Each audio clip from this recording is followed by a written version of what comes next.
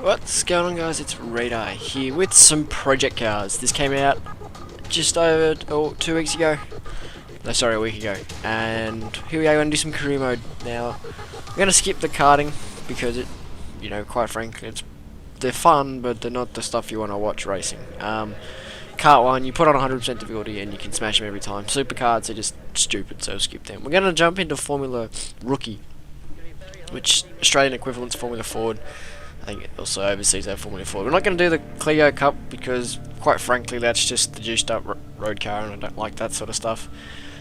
We're going to aim to go Formula Rookie, Formula Golf 1000, Formula C, and then here in Tier 3 we're going to either look to go down the GT path or stay in Formula cars. Of course, the end goal is LMP1. Would like to split here and go into Endurance Series. Not a huge fan of Formula cars, but they're better than these GT5, GT4 rubbish. So Formula B GT3 is when we might deviate from this open wheeler path. Ultimately end up in LMP1, which is a weird spot to end up. I think it's just a design decision with the with project cars. Was LMP1 is the pinnacle of motor racing in their eyes compared to Formula A, which is effectively Formula 1, which I agree with. LMP1 is much more exciting, even though you can't really hear them as much as Formula 1 anyway. So we're going to start off in Formula Rookie.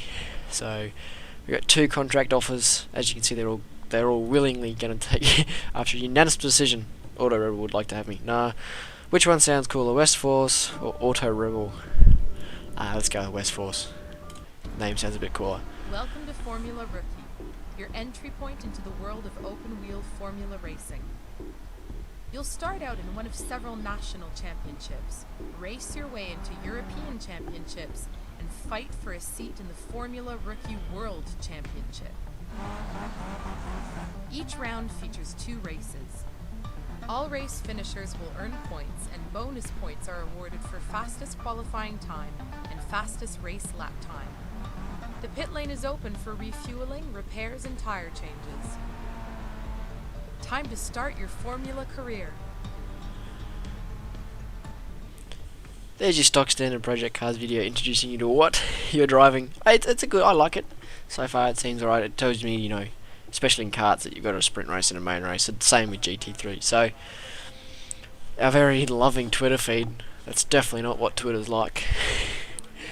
And then these email things, I don't need to know who my race engineer is, because quite frankly, when it's just this sort of, you're doing really good stuff, it's kind of, rubbish, cut that away. But when it's emails for your contract office or your invites to special events, I like it a bit. It's a better way of delivering it.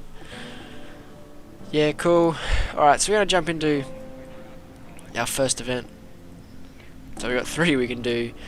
The Formula Rookie UK Challenge, US Challenge, or German Challenge. Alton Park, Watkins Glen, or Oschersleben. Which one to choose?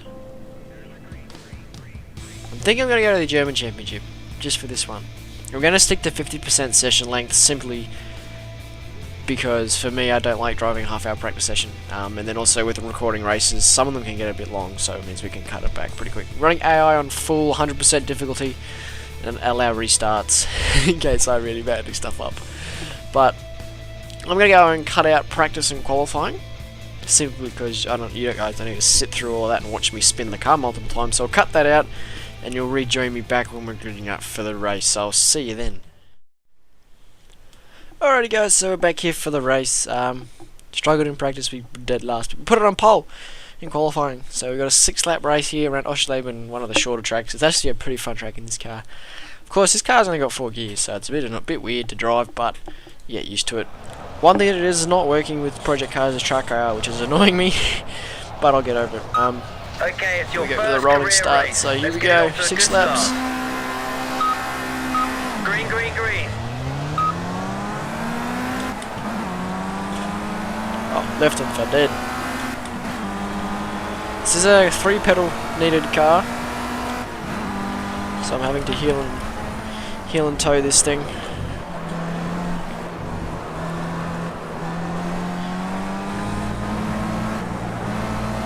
Which is a bit out of my realm. I'm used to just left foot braking.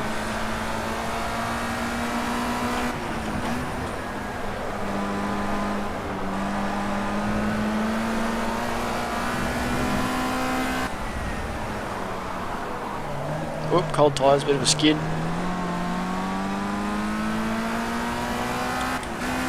Get in gear.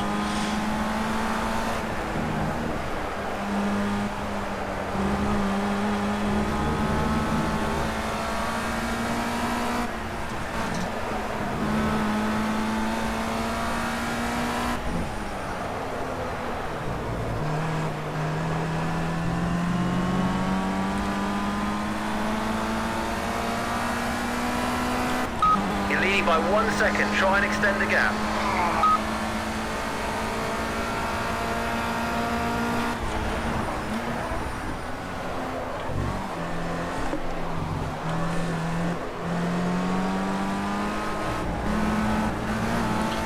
That second corner is weird.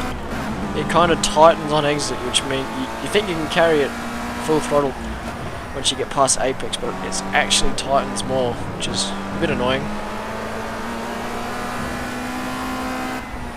In Project Cars, I've got an iRacing style off-track system where it doesn't give you like incident points. It just invalidates that lap time, so you can't go and set your fast lap of the race, cutting the course basically.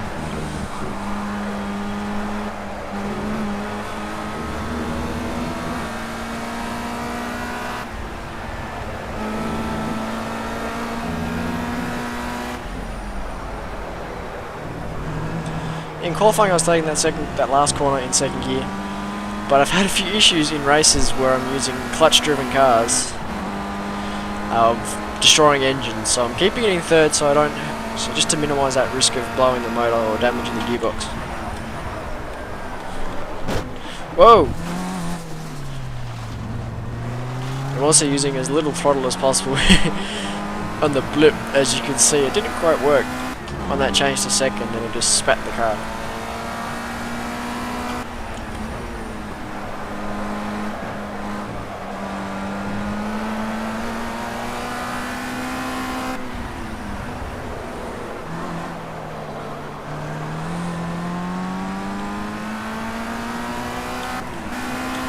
Get in gear.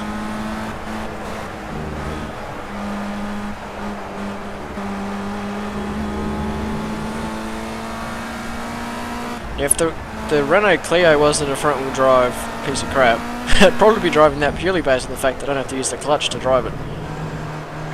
I can just pull the paddle and it goes up a gear, and pull the paddle and it goes down a gear. But because it is a front-wheel drive piece of crap, I'm driving this, which is actually kind of fun, even though it's a 4-speed, it's still a great little car to drive.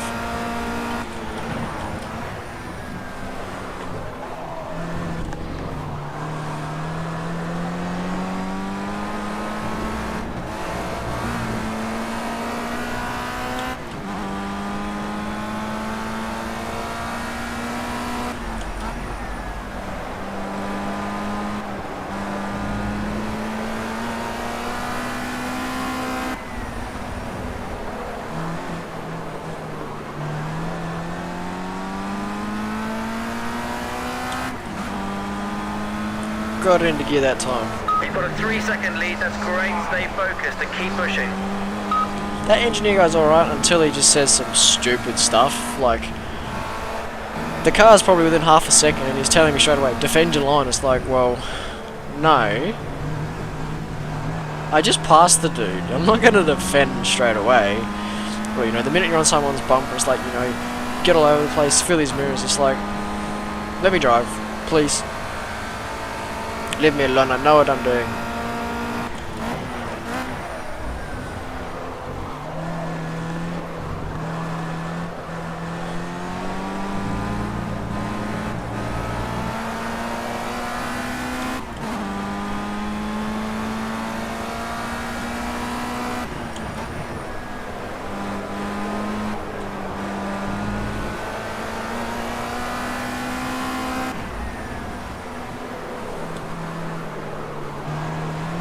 I'm driving a bit weird, my feet are a bit retarded at the moment.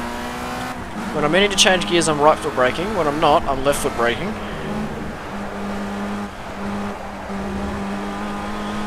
It's caught me out a few times, but it's what's comfortable.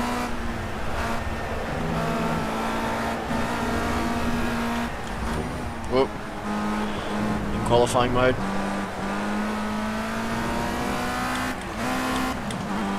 Thank you. Great work, mate. The pace is really strong. No mistakes. We're building a good gap to second. Now what's missing? There should be a in the bottom left corner usually. Or on the HUD telling me what lap it is and what position and etc, etc. That's just disappeared since I started this. So, oh, a bit wide. I'll have to investigate that. You don't even bother blipping then, just straight dip the clutch.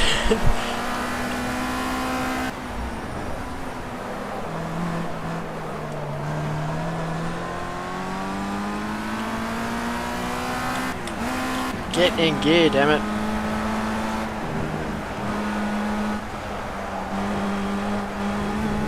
Now that looks like dirt, it's not, it's actually solid. But the gravel does slow you down if you hit it.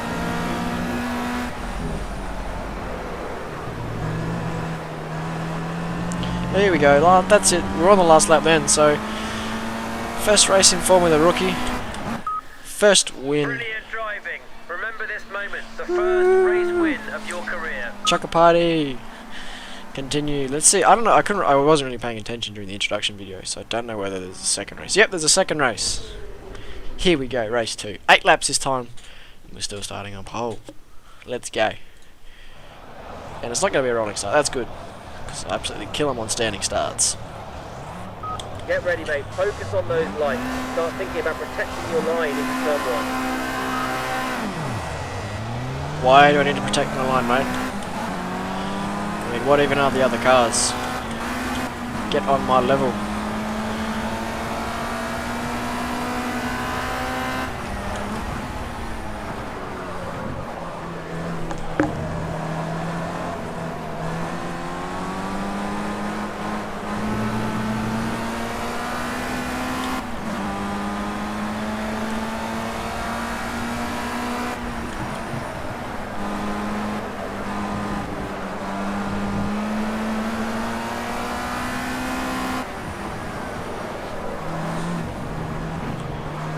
These guys look a little bit racier.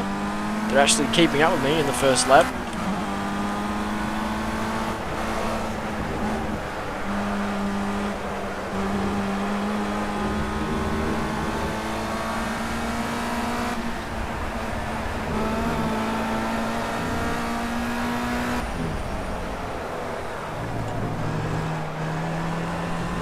Nope.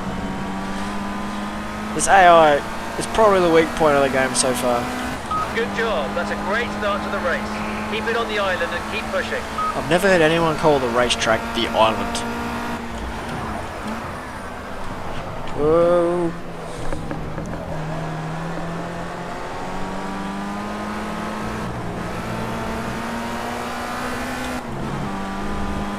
The AI seems to be definitely the weak point of the game so far. I mean, this is at max difficulty, 100% skill. And I'm not that good, but I'm driving away from him in this car so far. And you try and pass it, like you'll set it a bit later. I mean, sure, it might be a bit of a dive, but they'll just not see you. They'll just turn regardless. Or even if you've been alongside them for the past 3 corners, they'll still just turn in, not realising you're there, which is a bit of a pain in the backside, but the way I describe it, it's like mid-pack V8 supercars, but stupider. These guys don't care about if their car gets damaged. They're just going to hit you. But at the same time, the AI is good in that they have their own accidents. They'll fall off the road by themselves, so they feel kind of human. But at the same time, they kind of feel like very dumb humans in a race car. As in, they should never have gotten their racing license.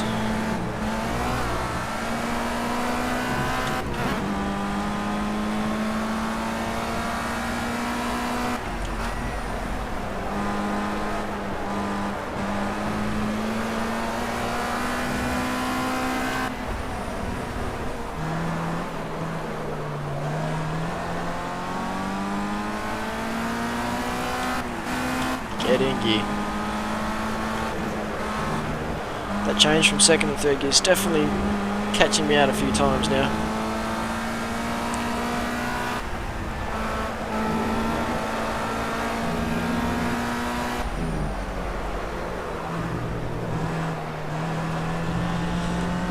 Now this Project Cars does have a helmet cam. It's a pretty neat idea. Strong pace, great job. Yeah, strong pace. Oh. But just they had a Need for Speed Shift 2, and it was cool. I drove it in Shift 2 back before I discovered iRacing and all that stuff. But it was cool because it made you feel like a race track, made you feel fast. But in here, I just I'm not feeling. Partially because ever since I've used Track IR, I've liked having a look to Apex feature, but I liked it on my terms when it was me. Oh, don't loop it! Don't loop it! Don't loop it! Don't loop it!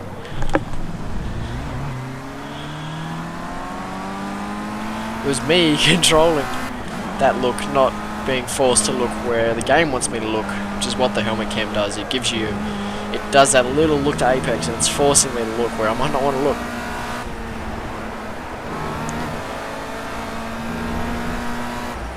I know sometimes, and this happened in the Sebring 12 hour, I didn't move my head for a long time. There's one corner where I actually looked at the Apex, like I consciously decided to move my head, and it didn't feel too good because I'd held my neck stiff for so long. But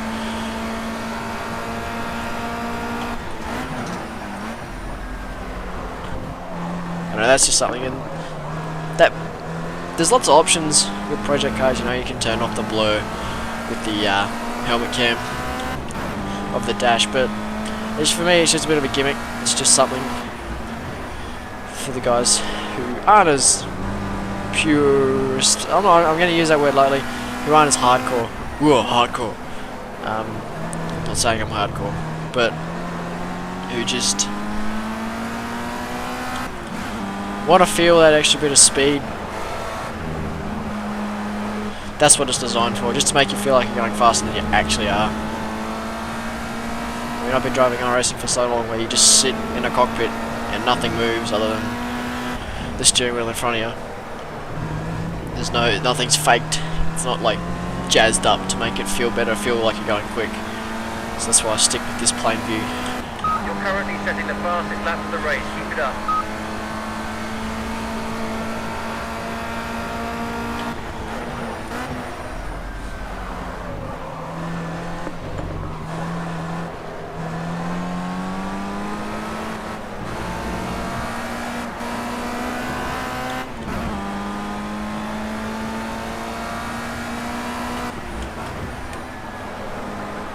I really don't know how many laps to go. I haven't been counting, but there's 8. If you were paying attention and have been counting, there's 8 laps in this race. So that'll give you an idea how long we got to go.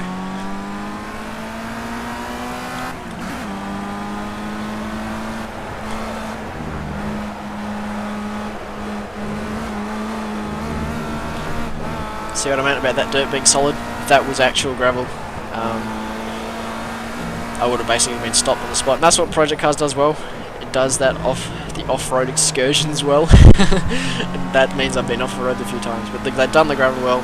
Almost as well as GTR 2 Great work, mate. did gravel. This is really strong. No mistakes. That, if you hit gravel, side on, you might be doing. doing some somersaults, but it's not that good, but it's the best I've felt in a while. Whoa, that's the whole car jumping.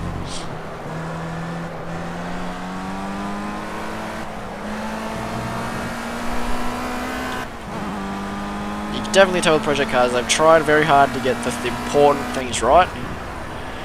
For me at least.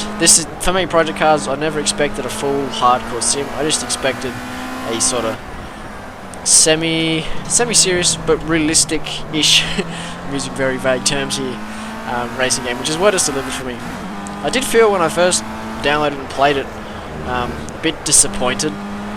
It's probably because I picked up the karts first. They kind of a bit meh. I mean, I expected sort of game stock car go-karts, not go-karts, karting experience. Didn't get it. It's a bit meh. Tracks are so smooth, you know, the car does weird things, but I've just been playing around with some other cars outside career mode. That's great. Keep pushing, keep the gap. Cheers, mate. It's a Sunday drive here. And definitely found it to be a lot more enjoyable. And I'm running the force feedback in-game at 100, but I can't remember what I've got it set to on my actual wheel itself. But either way, it's got a nice feel through the wheel. They've definitely got that right. You can feel the bumps that you think you should be feeling when you hit stuff. And you can definitely feel when you're trying to save the car, the weight shift through the wheel.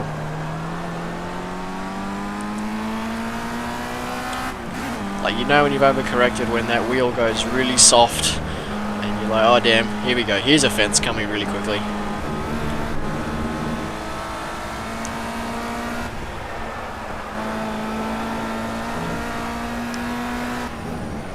Got to be close to the last lap. Yeah, here we go, last lap, last corner. We win!